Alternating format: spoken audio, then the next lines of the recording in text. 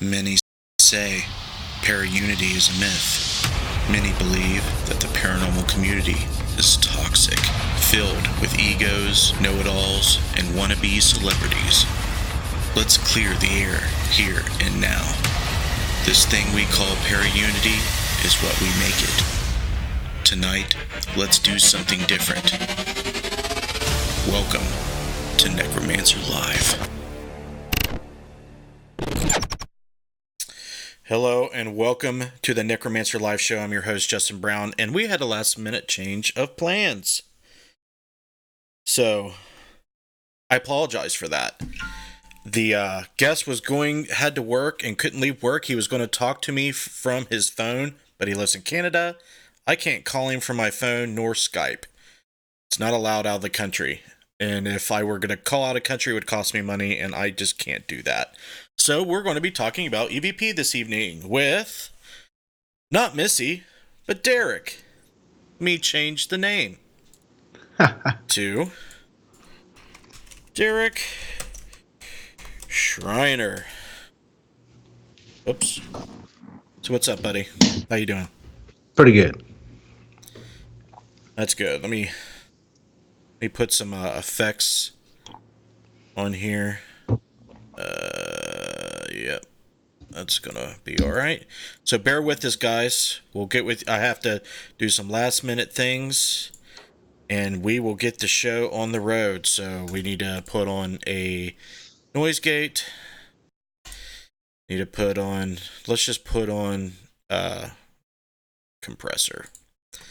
So we'll just enter the compressor information in here real quick for 8 -250. Enter. Okay. So how you feeling there, buddy? Not too bad. A little sore today, but other than that, not too bad. Look, at least you're wearing the appropriate clothing for the last minute.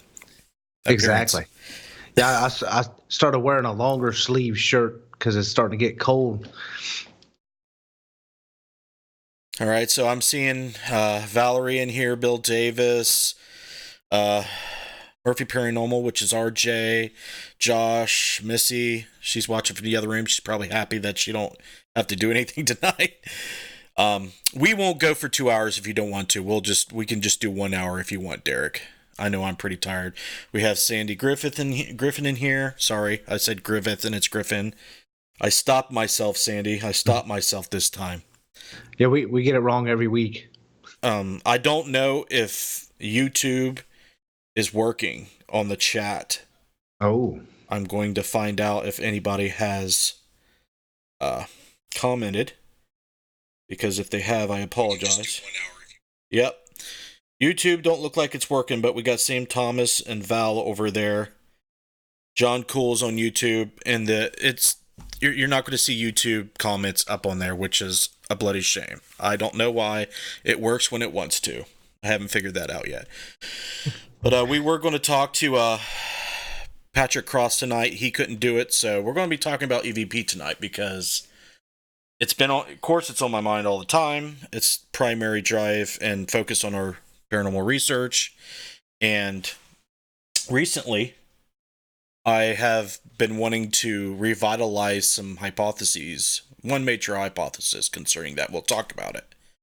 And we'll get Derek's input and feedback and ideas, and we want to know what you guys think concerning EVP and your ideas and theories. If anybody noticed on Facebook, I made a post about the Panasonic RR-DR60. I want to know the sample rate, and I'll tell you why. There's this thing called digital aliasing with digital voice recorders. What that pretty much means is if you get a frequency, audio frequency coming in, let's just say you're getting it coming in at above human hearing, but your microphone can pick it up, like say 21 hertz, because I know a lot of Zoom recorders, especially the H2, the frequency response of the microphone's 21,000 hertz. So we can only pretty much hear right up to 20,000. So if something was coming through at 21, we couldn't hear it. But if the recorder sampled at 11,000 hertz, it would come through because of digital aliasing. And what that means is there's a little bit of bandwidth, give or take, in that 11,000, but the octave below the sample rate, because it's all math, right? If you have a frequency coming in, you have to sample it at twice that frequency. So it's all doubling. Okay, so if something comes in at 11,000 hertz, we got to have a 21,000 hertz sample of it. So hence, if you're sampling at 44,100 hertz or higher, you're going to hear it. All you really need to do is sample at least 21,000 hertz. But the theory is that some recorders may sample at weird sample rates. So it could be digital aliasing. If audio comes through and your mic's picking it up, but you don't hear it while it's happening, it can be recorded if your sample rate is set at a certain way. You can replicate this with a software that allows you to adjust the frequency rates and the sample rates of your hardware, your recording equipment. And that's not a new thing. That's, audio engineering. We deal with that when we do mixing and engineering of audio and video and audio all the time. So aside from the RVPR and the hypothesis it tests, I really, really want to put this test to use.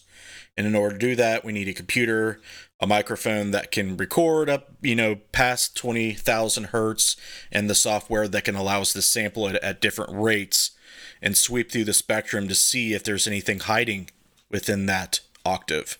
What do you think, Derek? I think that would be really cool to try, using multiple recorders that pick up different ways. Because like with the truck, I run the Zoom H1 on it, which is the lowest model Zoom recorder that they put out. It's called the handy recorder because it's supposed to be, versatile and portable for any situation. Put that up against one of the small Sonys, maybe a small Olympus, and then, throw some of the larger ones out, like the H6, the H4, the DR05, I think is the one that Tascam puts out, just to see the difference between all the different brands. And then, you can actually do a comparison based on how much money you're spending. Because you go low end where you're spending $30-$40 versus high end where you're spending $300 to $400. That reminds me, you had the DR05. Do you remember if it recorded at a variable bit rate? I think it did. I'm almost positive. You could change it. I know in the settings you could change multiple things. Let me turn my phone down. The reason I ask is I'm having trouble syncing Joe's audio with the rest of our stuff from Madison Seminary. He recorded everything at 96,000 hertz. Okay. And I think the bit rate is either 16 or 24, but it's not syncing. It's going in and out of sync all over the place. It's not just increasing further or shorter. Right. It's going all over. So I think that he recorded it at a variable bit rate, and Vegas Pro can't handle it. You can't process it. Gotcha. Yeah, I'm pretty sure there was a setting there where you could do variable, or you could set it to one or the other. That depending on the conditions you were using. Because I know mine, I didn't really get to play with it very much because I never could get the audio to play back at a high enough level for me to hear it. So I just sold the darn thing. All right, I'm going to close Skype so I don't blow up my video card. And I'm going to have to open YouTube on another tab on my left monitor just so I can look at the chat. Right. Yeah, for some reason, it seems like the Zoom recorders we have more success with when it comes to brands. Well, yeah, they're a little bit better than Tascam, but not much. And I like the modular microphones. Yeah, that was my big draw to buy them, is the way the microphone setups are. Yeah. especially when you get to the H6 and you can swap everything out. Yeah, it's super awesome.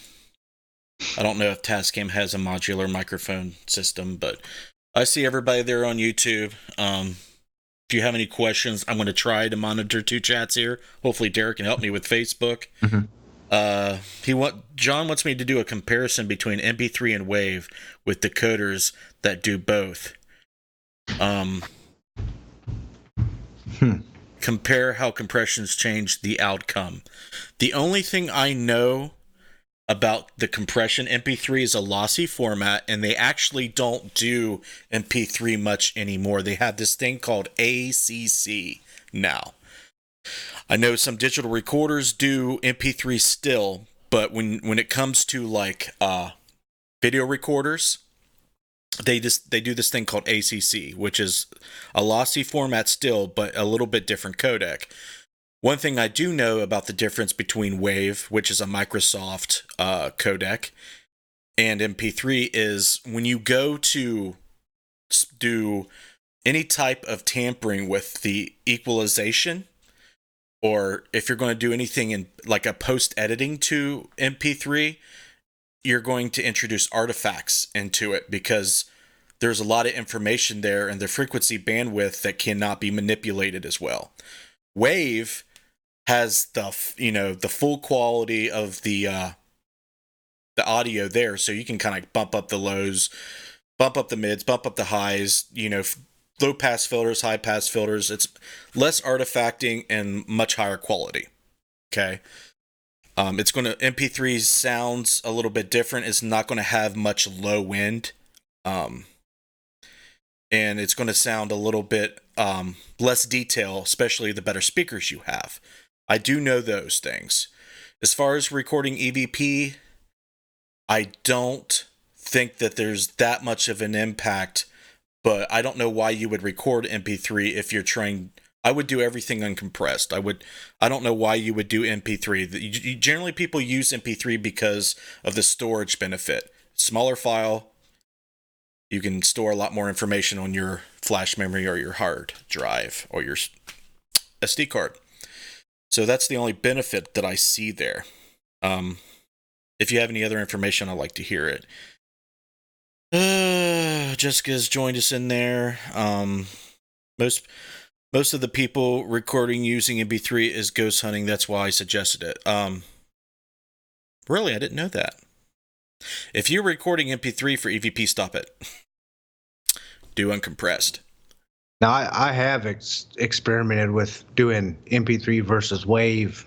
It's been years and years ago, just because I wasn't sure the difference in the two. And I noticed that I would actually pick more up doing Wave files than MP3. MP3 files, like you were saying, a lot of the details are gone in the high and low end. And it seems like when you catch things, it's always going to be in the high or low end where you're cutting off. So I record everything in Wave files. A lot of people just don't understand the little techie, nerdy nature of audio. Mm-hmm. If you can hear it, it's going to fall somewhere within 20 to 20,000 hertz. That's the spectrum of human hearing. Okay, so somewhere in there. A lot of people think that EVP is either below or outside that range. It's impossible unless if you're dealing with a digital recorder, then it could be digital aliasing. Okay, with analog systems, it's a certain type of distortion. Okay, and we're probably gonna watch a video, and I want you guys to know this. And remember the video, Derek, that I showed people and I showed you describing what digital aliasing is. Yeah. Okay.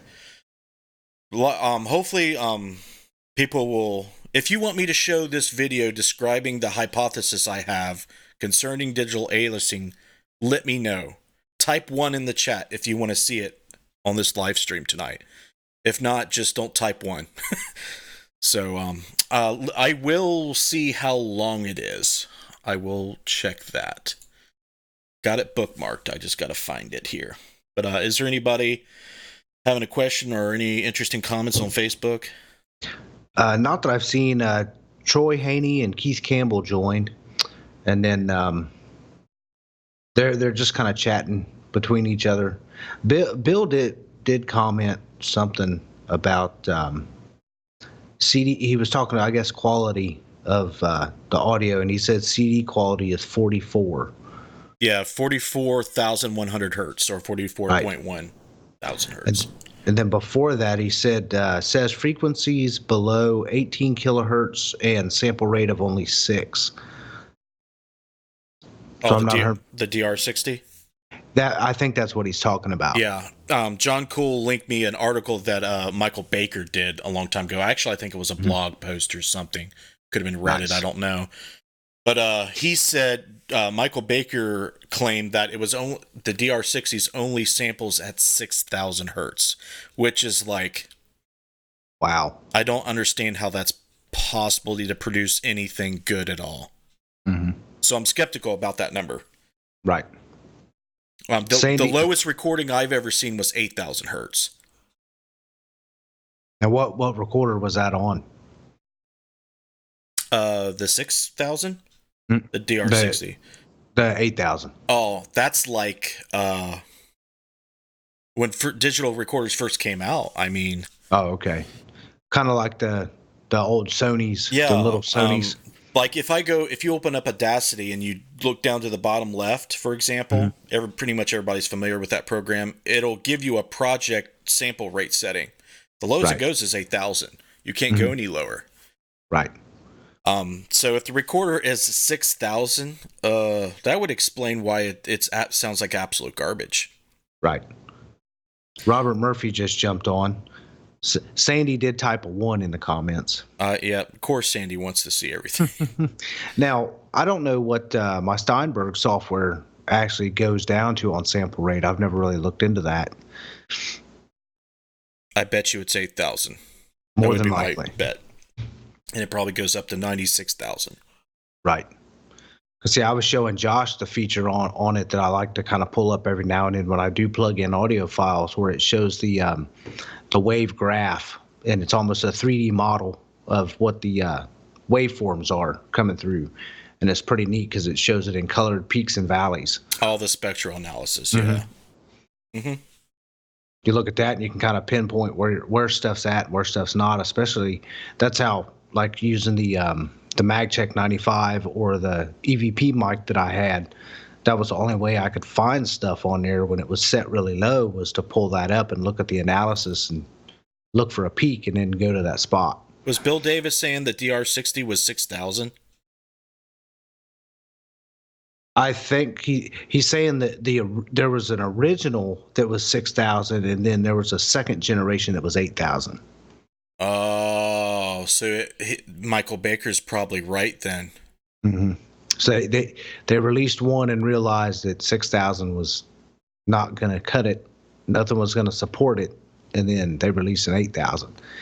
But I bet you the ones that people are buying for $20,000 that are giving them a whole lot of EVPs that aren't really EVPs are probably the original generation ones with 6,000 sample rates. Yeah, okay.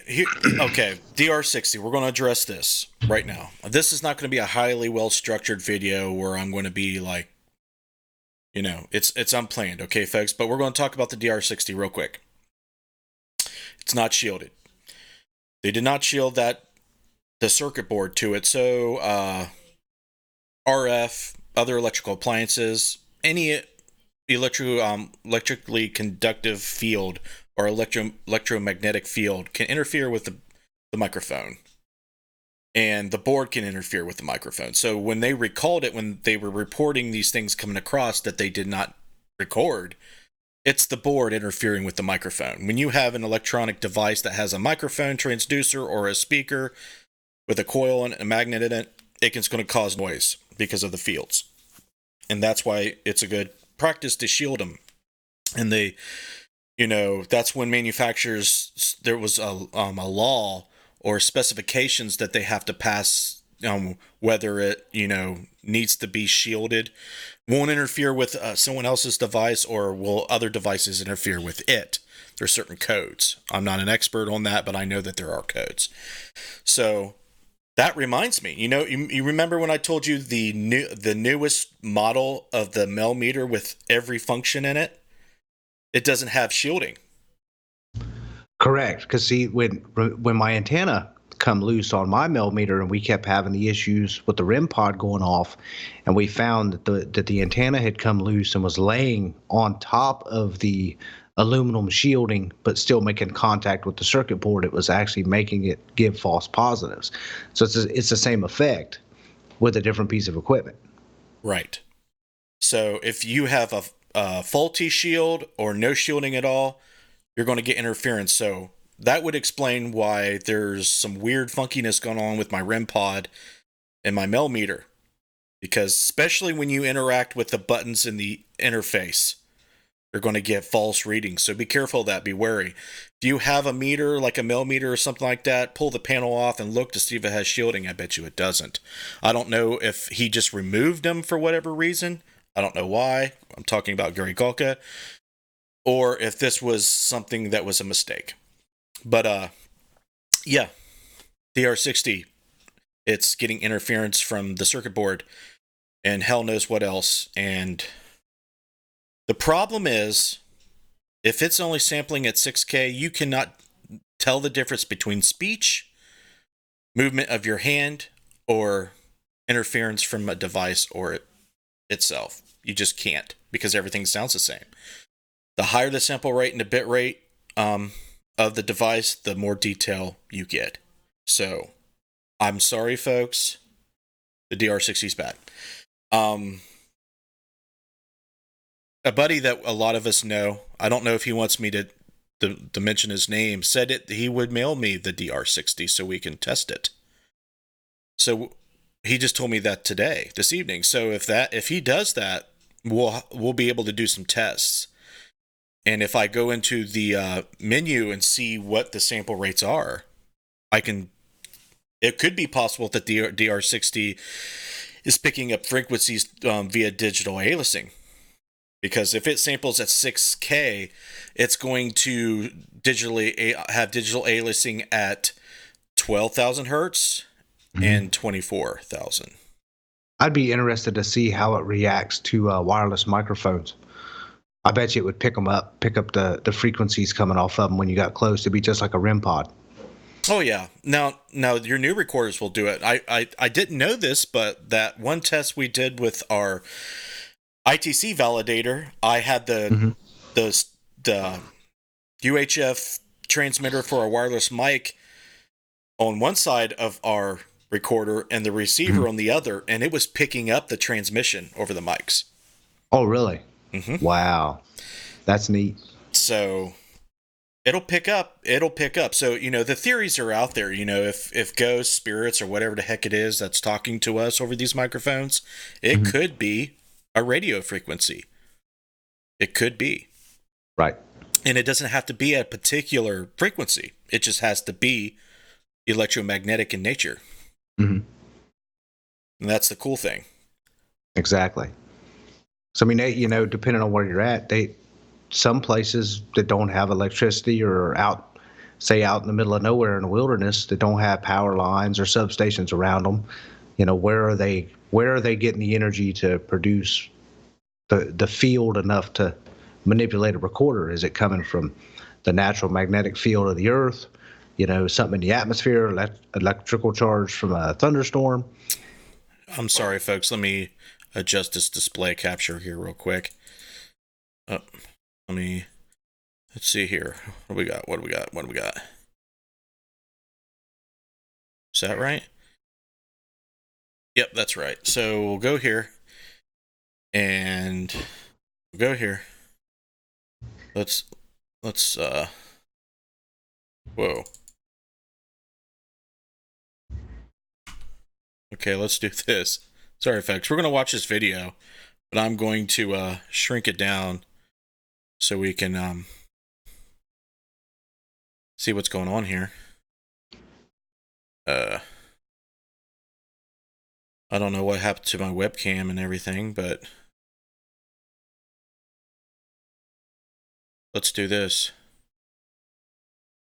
Okay, we can do that. We'll get rid of Derek for right now. We'll get rid of this because I want to stay up on the screen here. So we gotta get rid of that. Get rid of the guest bar. And see if we can work this out. I don't think we can. Display capture. Oh boy, it's really big. Let's shrink it down. Let's shrink it down. Just do it like this. And we'll make it big. Go full screen with it. Is that full screen? Shit. Okay, guys, we're going to watch this video. I wish it would be better than this. It's not letting me go full screen, which is weird. I don't know why. Maybe it's the aspect ratio? I'm not sure. Uh-oh. Let me see if you guys should be getting this. The desktop audio is not coming through. Let me check the settings. Sorry, guys. This is so last minute. I don't have everything set up. Okay, streaming. Audio. No, streaming. And we're going to have to go to audio. And we'll go to desktop audio, which would be speakers, Realtek audio, right? There we go. Let's see if that'll work. See if we get anything for you guys. Speech that seem to come out of nowhere. Derek, let's see Some if people this is believe gonna that work. EVP are messages from ghosts imprinted on the recording media by means of psychokinesis. Another explanation would be that EVP are just noises or sound processing.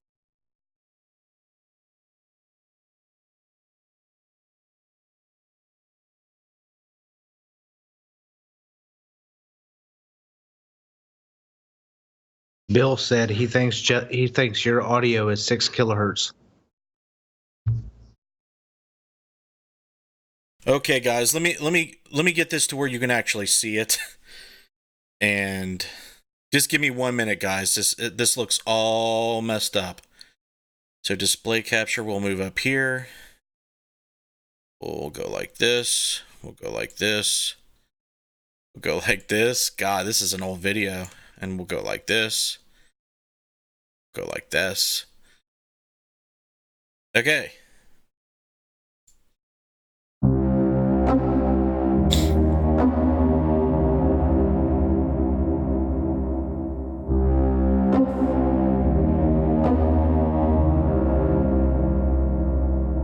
Electronic voice phenomena, frankly called EVP, are sound recordings of speech that seem to come out of nowhere. Some people believe that EVP are messages from ghosts imprinted on the recording media by means of psychokinesis. Another explanation would be that EVP are just noises or sound processing artifacts that fit the characteristics of human speech by chance, and of course, EVP might be just hoaxes. This clip demonstrates how to fabricate EVP through modulated ultrasound without manipulating the recorder or the recorded sound files. For this purpose, we will first prepare a suitable ultrasound sample and then record that sample with digital and tape recorders. The approach presented here exploits two different audio phenomena: digital aliasing and nonlinear distortion. So let's prepare an ultrasound sample for an EVP. We start with some arbitrary voice sample. Merry Christmas and a Happy New Year. Merry Christmas. First, and a Happy we New apply a filter to remove the upper and lower frequencies, keeping only the Okay, guys, this is going to get nerdy and techie. If you really want to know about EVP and how we can push it before, this is the evolution of it. So stay tuned. most essential speech content. Year.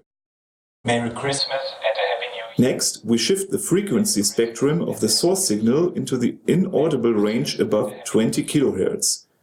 We do so by amplitude modulating the signal, that is, by multiplying it with a high-frequency sine wave.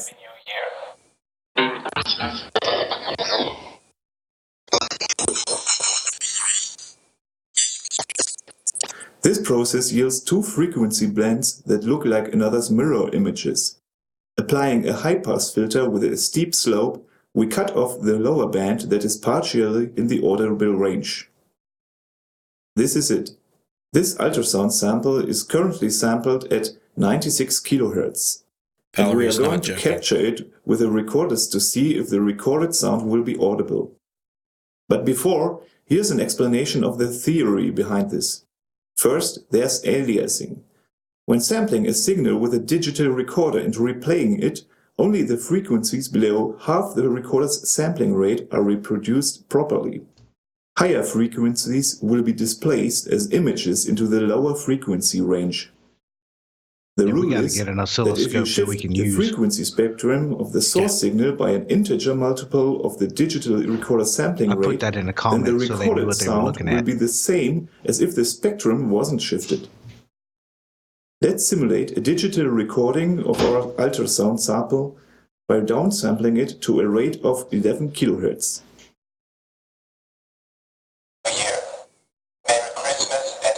There we are, we can hear the message. This is because we shifted the original signal's spectrum by 22 kHz, which is an integer multiple of the downsampling rate.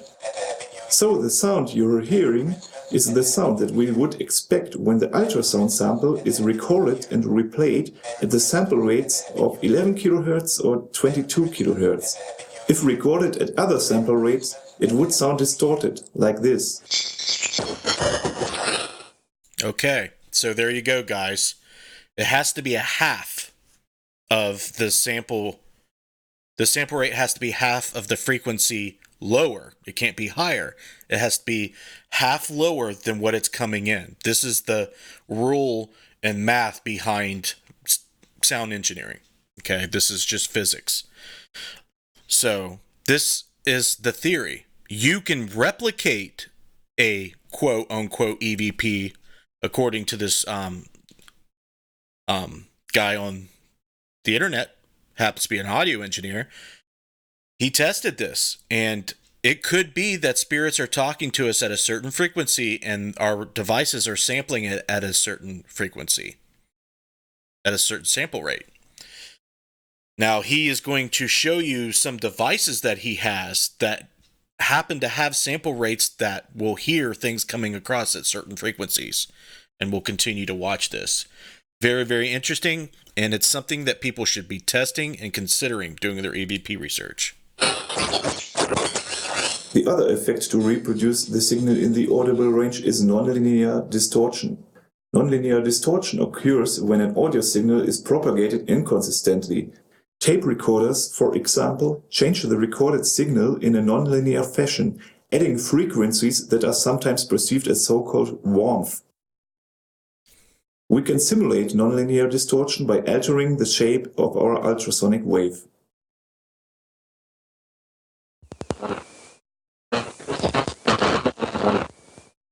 As you can hear, the distortion demodulates the signal, making it audible.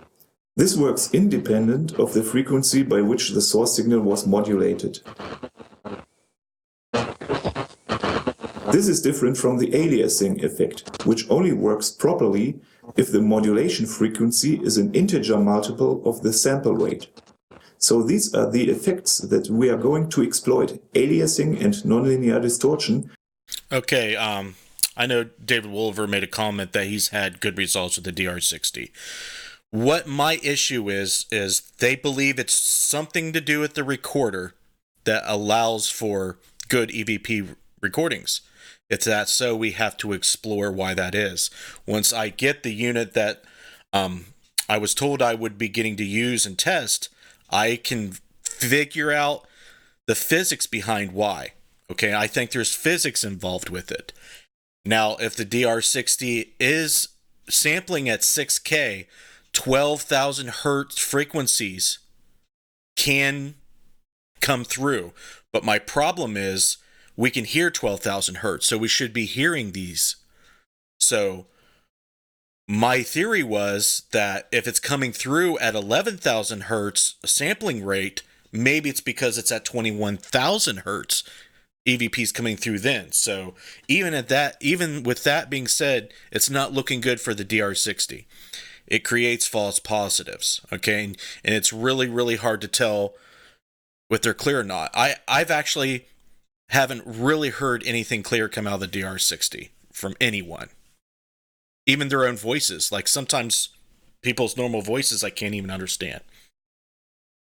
To make audible recordings of inaudible sound. Before we start recording, let's add an audible beep at the beginning of the loop as a reference.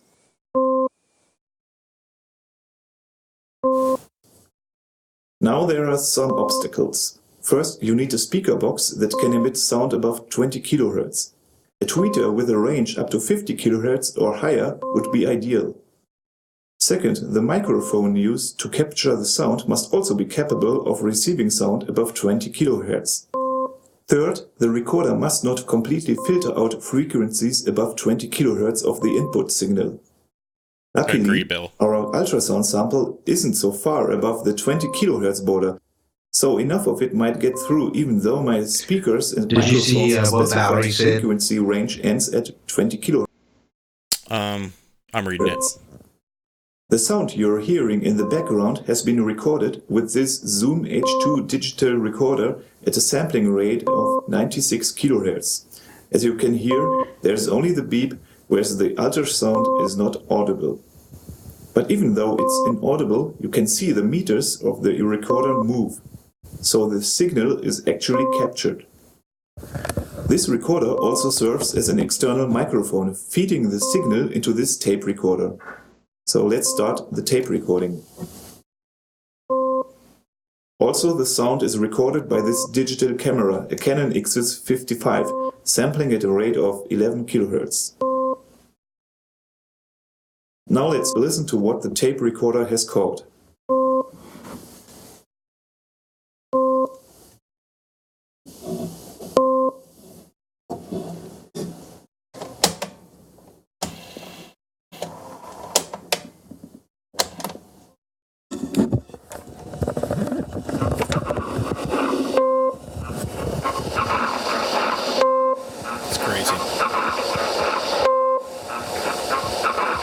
There is the EVP, made audible by the tape recorder's nonlinear distortion of the ultrasound sample. And this is what the digital camera has captured.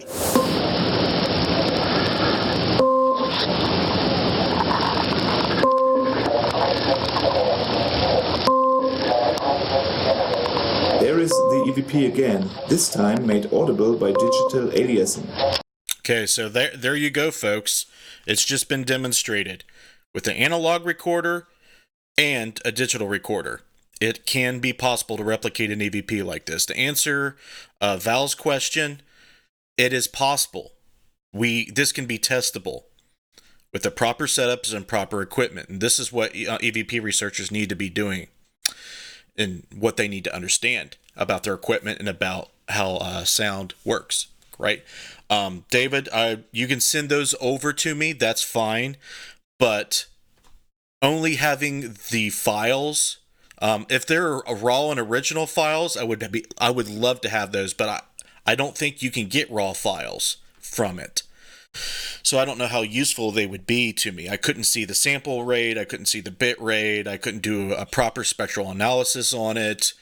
And I would need to see a lot more information like video recording and good coverage of when it was recorded. And the other problem I have with the DR60s is it's voice activated, so you can't see in real time what was happening when it came across in relation to the, and if it's an intelligent response, did it, what was the timing involved with the response versus the question or what was said? All those things I would need the information, right?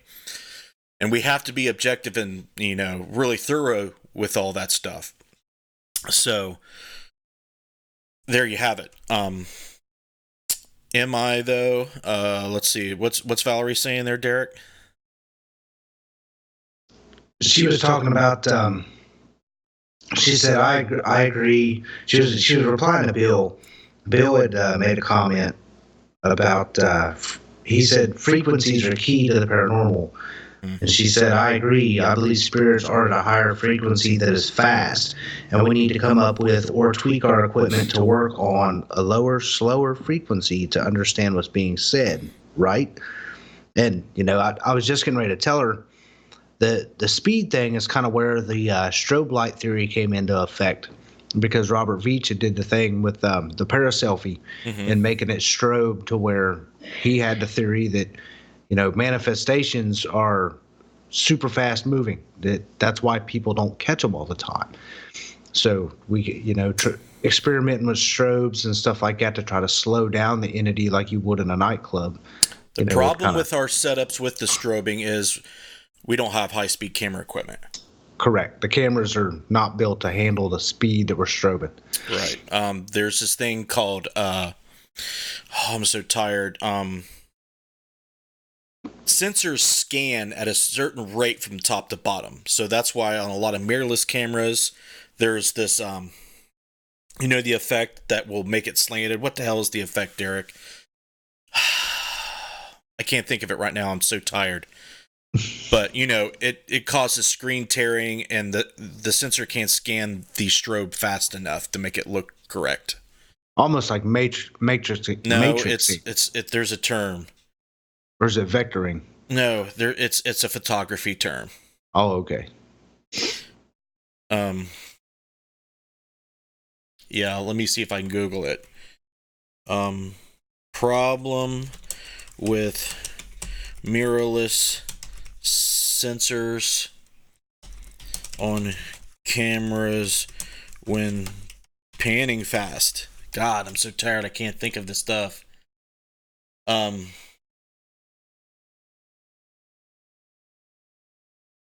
It's not giving me the term. Just give me the term. Brandon just jumped in. He may remember it for me. I feel so bad I can't think of the term.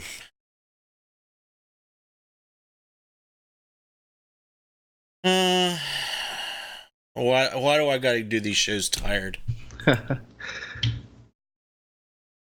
Anyway, you got a camera and you move it side to side real fast, it'll cause it to slant.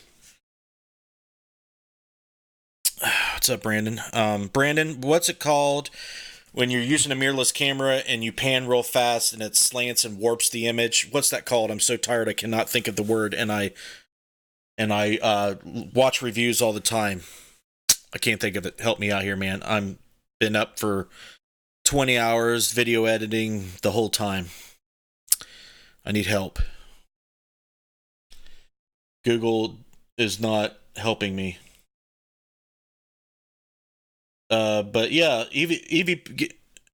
God damn it! I just want to know what the term is. It's driving me crazy now, Derek. Can you help me out here? Yeah, let me look. Hold on, because I'm lost too. And DSLR mirrorless depth. No. Problem with mirrorless sensors and cameras when panning fast.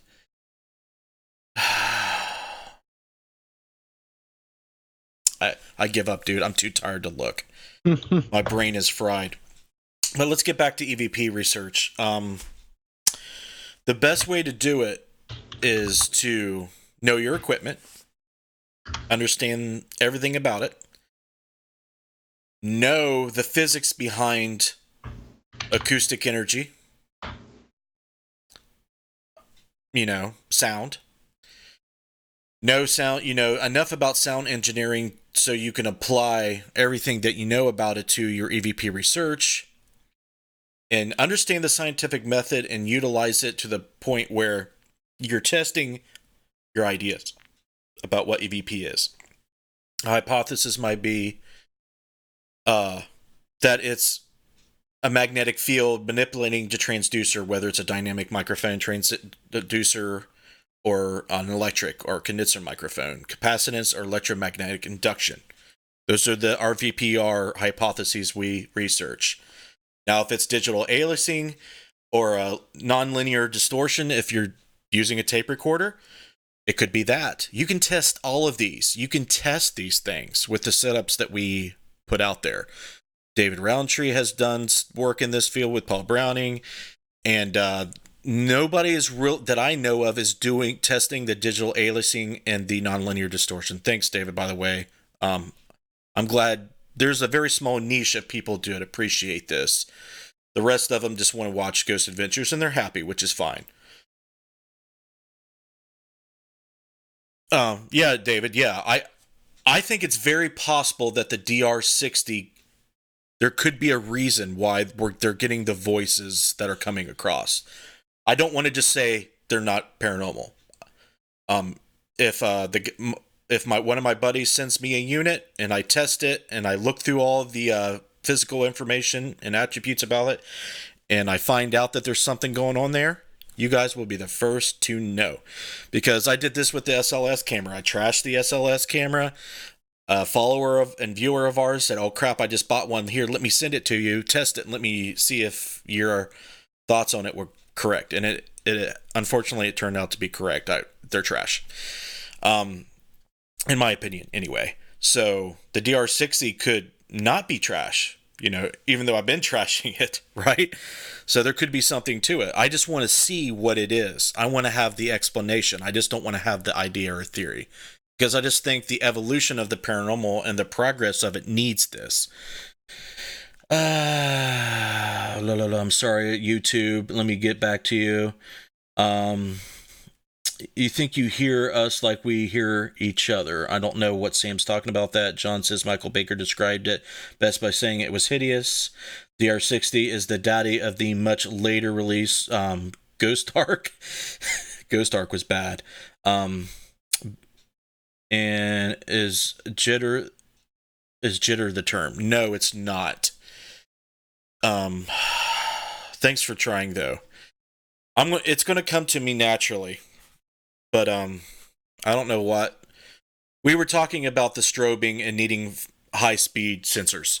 So, if you want to do, if your theory is that visible paranormal phenomena is operating on a high frequency, then if that's true, we need high-speed cameras, and we need a strobe effect half as much of the sampling rate in which we see that image, right? So eyes transmit light and sampling, similar to how digital and analog devices do it. Okay, our brain transfers it into and samples the information so our brain can see it, right? So if we can't see it because it's moving so fast, then we need a high-speed camera with the right strobe control, the right speed control, so we can see it. So that would be interesting to do research on as well. And if you're really interested on doing that, I hope you have a lot of money because the high-speed cameras needed are expensive. Sandy asked, is it called yaw when the camera moves too fast? Nope. Okay. I'm looking for it. I can't find it anywhere. I can't think of what it is. Now you really got me. Okay, Tom, Antos.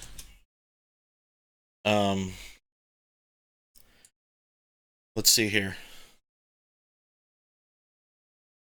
Let me go through the video real quick, and he did a camera review where he tested this. Let's see if we can see some footage of it. Doesn't look like he tested it in this video, which is really annoying.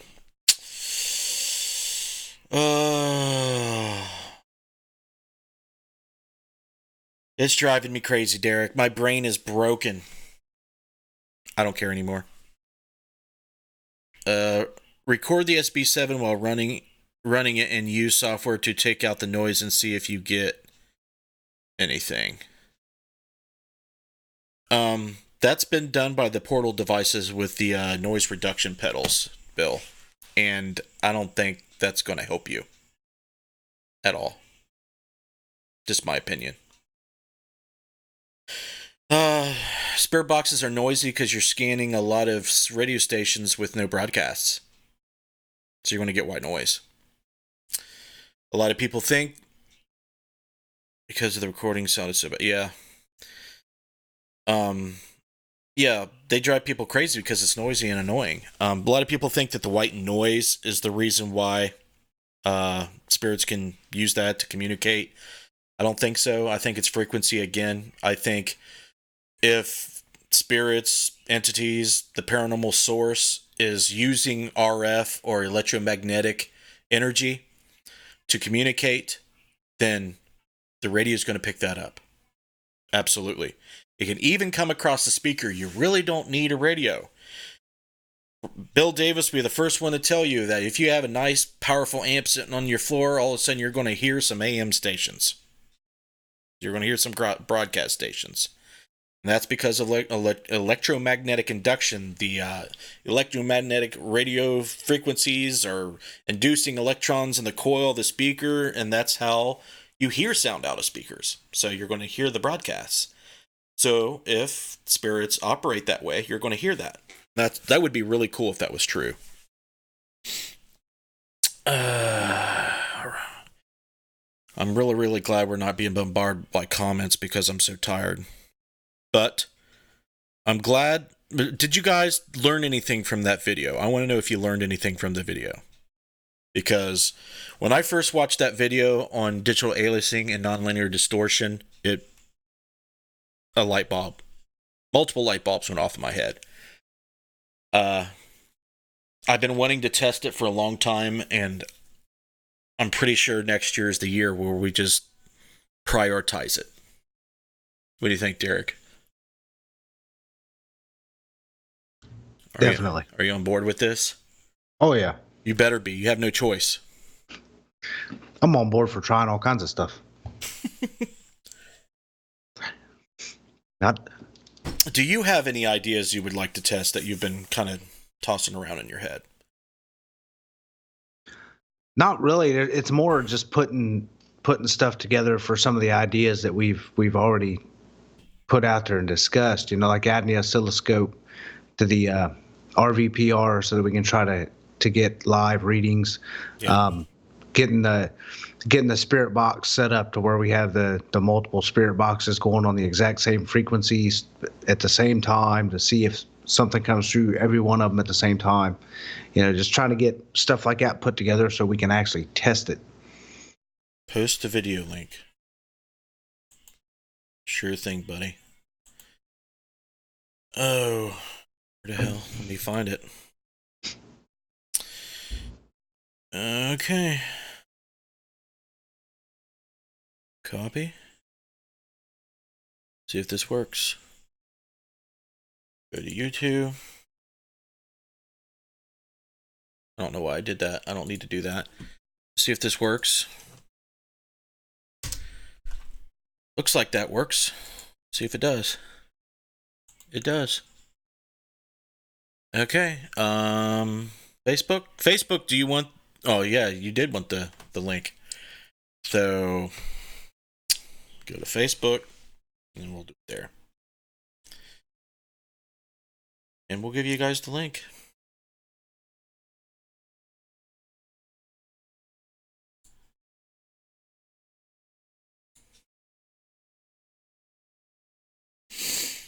And Control V. Computers are not fast enough for me. There you go, buddy. There you go. So, still working on the Madison Seminary review and editing process. I'm probably not going to be able to use Joe's lavalier mic the whole night. Wow. I wish he was on here to let me know if he recorded it in a variable bit rate.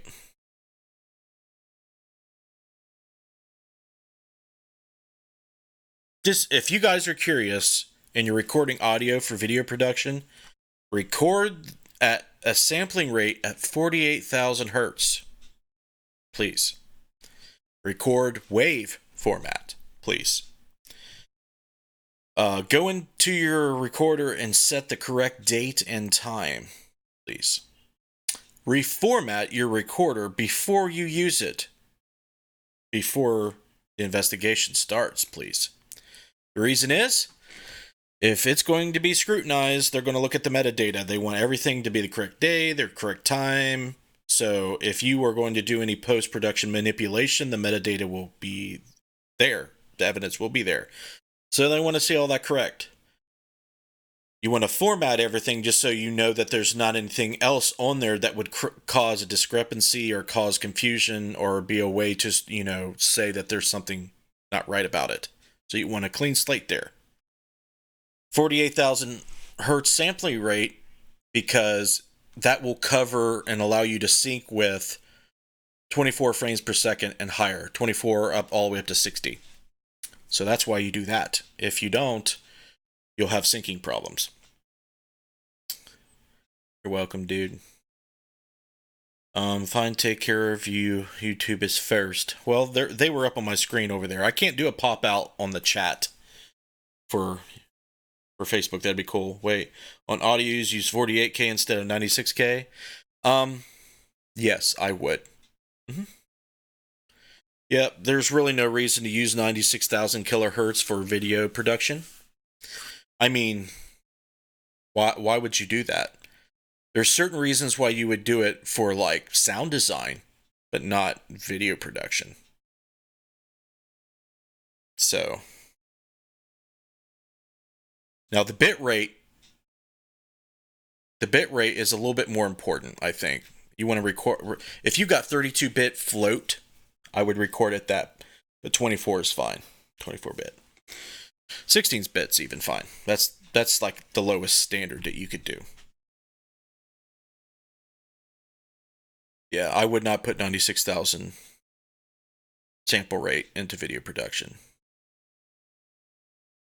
Yeah, if you're just doing audio, then 96 is fine.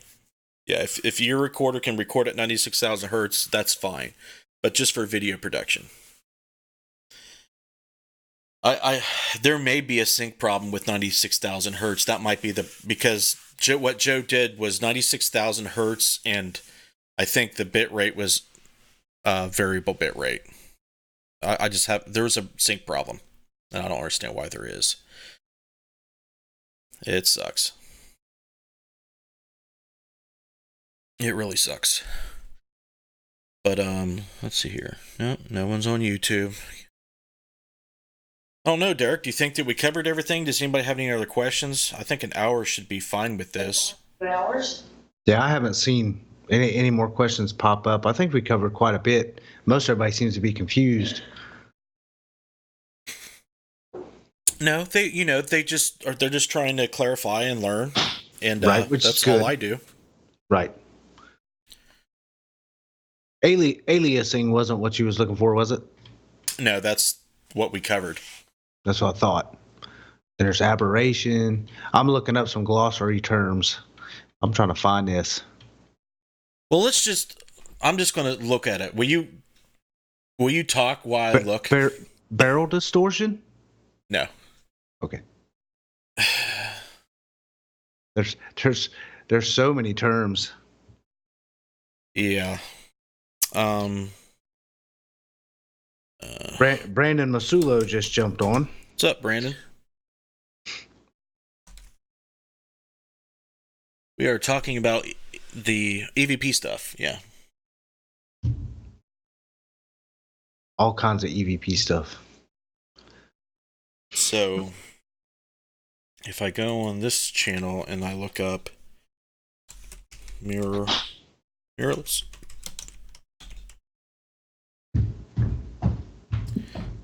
Cons. Sure. Now, there's this thing called banding when you're dealing with different frequencies of light that causes the bands, but it's not. Right. That's not what I'm talking about. Because we have banding on the Q8s. Yeah. When you have small sensors, it's really prevalent. Let's see here.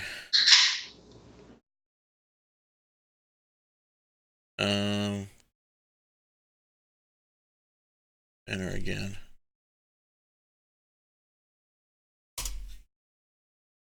That's not helping.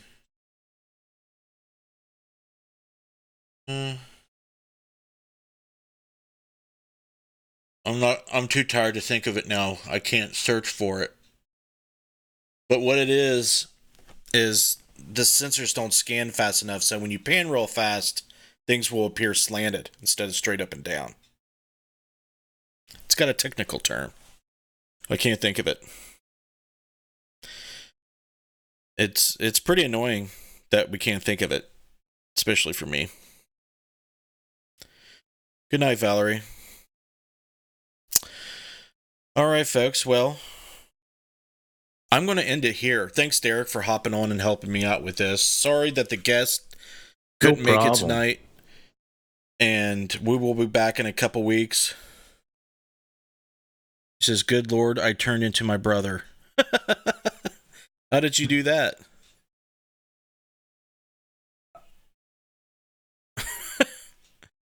That's funny. Okay, guys. Well, I'm going to end it there. You guys were champs. You tune in anyway, and I appreciate that. Next week, we'll have my Paranormal Soapbox. We'll vote on something to talk about. And I'm going to leave it there. We're going to do some link discussion. We're going to talk about interfacedeath.net if you want to check out our website and learn about everything that we do and see where we're at on the internets. Go to www.interfacedeath.net. Definitely check out patreon.com/support Interface Death. It's a way to financially support us and get rewarded for it. We'll go into depth more about that in a second. You can check out the Necromancer live show on Facebook if you're watching on YouTube. We're on Instagram and Twitter, and we're on Discord. The links are in the video description. Patreon, Clay Borman, Scotty Fox, Katie Turner, R.G. Murphy, Casey Schreiner, Jessica Bias, Paranormal Reporter, Joe Vitelli, Heather Elliott, Betty Kegley, Cheery Capital Shadow Seekers, Killer McConkey, and the Ghost Guild. They are the people that make it possible for us to keep doing this and keep doing it and keep doing it again. So extend your thanks to them. If you want to vote on the shows, if you want to get shouted out, if you want to be contributors to our content and get rewarded for it, go to patreon.com/support Interface Death to see what you can get in reward for your contributions. Just if every viewer and person who supports what we do provided us $1 a month, we could do all the paranormal research that we've been talking about to the best of our ability. We would produce the best video production that we possibly could for you guys on a normal, consistent basis, and it would be even better than it is now. Okay, so if that's what you want to see happen, check that out. And that's where we're going to leave it. You guys have a good night. We love you. You're in our hearts. Thank you very much for supporting us, sharing and watching and chatting with us each and every time we go live. It is very much appreciated. If you want to watch the video promos at the end, be my guest. But until next time, you have a good night and we'll see you later.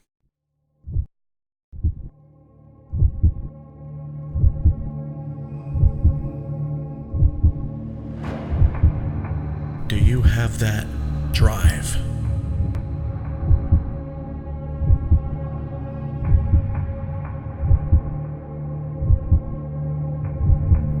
That morbid curiosity to explore the darkness?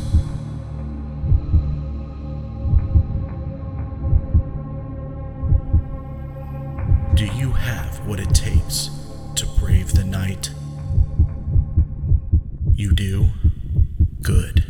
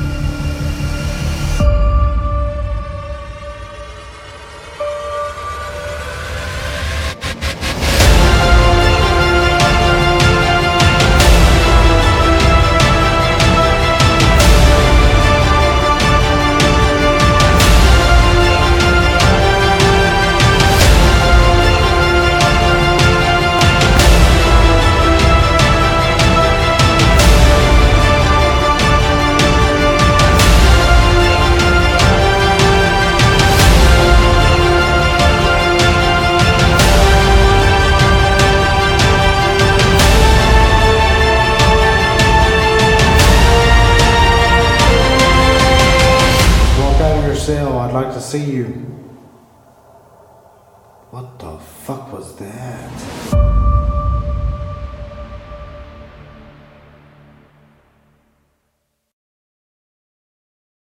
On Saturday, November 30th, take your journey into the supernatural into one of Ohio's most wicked jails. Built in 1889, the old Licking County Jail was home to its fair share of dangerous inmates, leading to 14 inmate deaths as well as 4 sheriffs. These violent deaths inevitably led to the closure of the jail in 1987.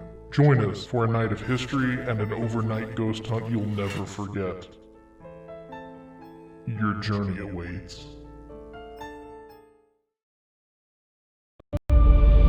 Welcome to Ground Zero. This is the talk of the talk.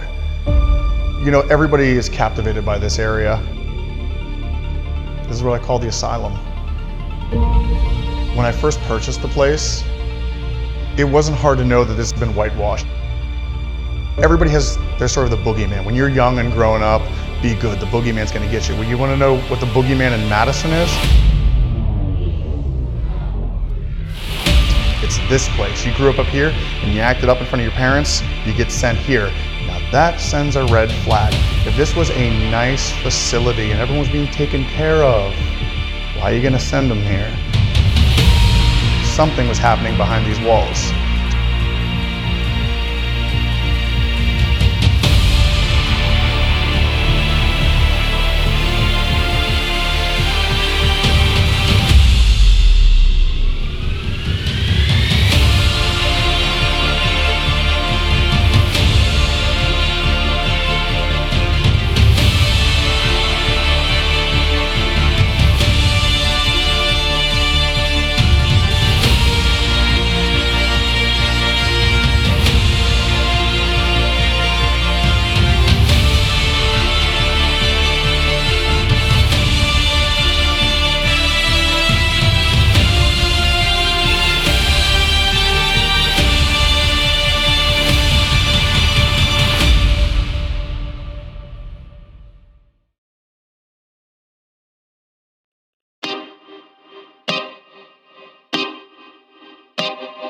This is Jason Bland, host of Midwest Paranormal Presents Paranormal Soup, where we stream live as a webcast every Sunday night, 11 p.m. to 2 a.m. Eastern, with guests who will blow your mind. Live ghost box sessions where you can call into the show to see if the spirits will talk to you, and the world wide web of weird with the latest in paranormal news and evidence.